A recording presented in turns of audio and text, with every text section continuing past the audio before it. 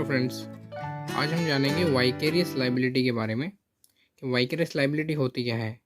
हिंदी में इसको प्रतिनिधित्व दायित्व कहते हैं। यानी कोई भी ऐसा कार्य या कोई भी ऐसा एक्ट या रॉन्गफुल एक्ट जिसके लिए दूसरा व्यक्ति लाइबल हम ठहरा सकते हैं। इस पे बहुत ही सरल मैगजिम है, क्वासी फेसिट पर एलियम फेसिट पर से, which means he who does an act through another is deemed in law to do in itself. यानी वाइकेरियस लाइबिलिटी में हम कुछ तरह के रिलेशंस को, कुछ तरह के संबंधों को या कुछ तरह के इंटरेक्शंस को कह सकते हैं कि ए के द्वारा किया गया कार्य बी भी उसके लिए लाइबल होगा। ये किन किन हालातों में होता है ये हम आगे जानेंगे। चलिए तो बताता हूँ कि कुछ ऐसे रिलेशंस हैं जिनको हम कह सकते हैं कि वाइकेरियस लाइबिलिटी के कैटेगरीज में आ जाते हैं, वह फॉल करते हैं। देखो, the relations are under the category of vicarious liability are the liability of the principal for the act of his agent। यानी ऐसी कोई भी एक्ट ओमिशन जो प्रिंसिपल ने एजेंट को करने के लिए ऑथराइज किया है, बताया कि तुम्हें वो काम करना है, तो अगर एजेंट ने कोई भी ऐसा कोई कार्य किया उससे किसी को इंजरी पहुंची तो उसके लिए प्रिंसिपल लाइबल होगा। दूसरी चीज़, दूसरा आता है लाइबिलिटी ऑफ द पार्टनर्स। यानी पार्टनर्स की लाइबिलिटी कैसी होगी। पार्टनर्स की लाइबिलिटी ऐसी होती है कि वो एक दूसरे के सर्वेंट के रूप में या एजेंट्स के रूप में काम करते हैं। सर्वेंट नहीं, एजेंट के रूप में काम करते हैं, तो उनकी लाइबिलिटी कैसे होगी, वो पीएस लाइबिलिटी होगी। अब पीएस लाइबिलिटी क्या होती है मैं आपको आगे बताऊंगा। अब liability of the master for the act of his servant, ये तो आप जनरली जानते ही हैं कि अगर किसी के नौकर ने मालिक के कहने पे कुछ भी किया तो उसके लिए लाइबल मालिक भी होगा। चलो, एक चीज़ और मैं तुम्हें बताना चाहूँगा कि इन टॉट such wrongful act should be within the course of his business. यानी मैं ऐसा क्यों कह रहा हूँ कोर्स ऑफ हिज बिजनेस, यानी ये लाइन बहुत ज़्यादा इंपॉर्टेंट है। ये लाइन इसलिए इम्पोर्टेंट है कि ये बताती है कि जो एक्ट का नेचर है वो कैसा है। क्या उसने कोर्स ऑफ हिज बिजनेस में किया है या आउट ऑफ द रेंज बढ़ करके कुछ किया है। यानी जिसके लिए उसके मालिक ने या उसके प्रिंसिपल ने उसको ऑथराइज किया है वही कार्य किया है या फिर कुछ अलग बढ़कर किया है। इसी को कहता है which is not in the course of such business will not make the master liable. यानी उसके लिए मास्टर प्रिंसिपल लाइबल नहीं होगा। मैं आपको कुछ एग्जाम्पल्स के ज़रिए समझाता हूँ।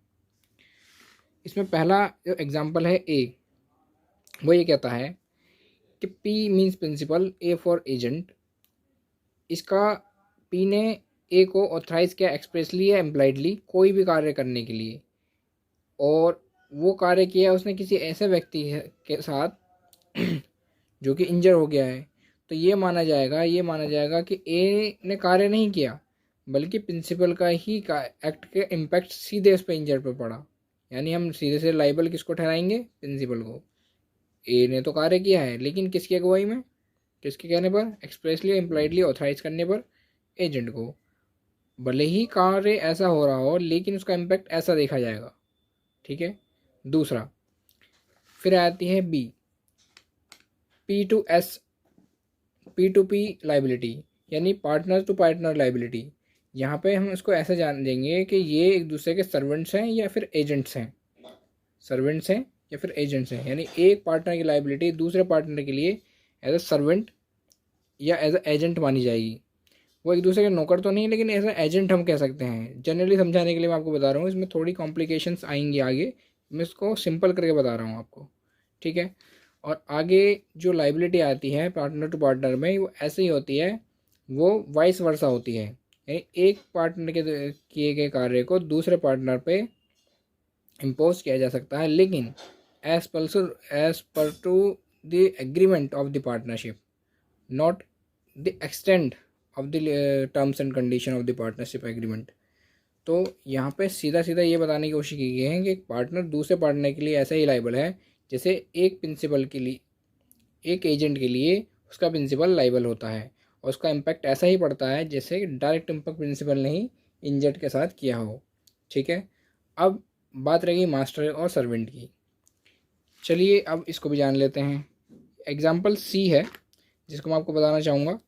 यानी मास्टर ने सर्वेंट को ऑथराइज़ किया, उस ऑथराइजेशन से बढ़कर अगर वो कुछ कार्य करता है तो उसके लिए मास्टर लाइबल नहीं होगा, लेकिन जिस कार्य के लिए उसने ऑथराइज किया है उसी के कोर्स ऑफ बिजनेस में उसने कोई कार्य किया है तो उसके लिए वो लाइबल होगा।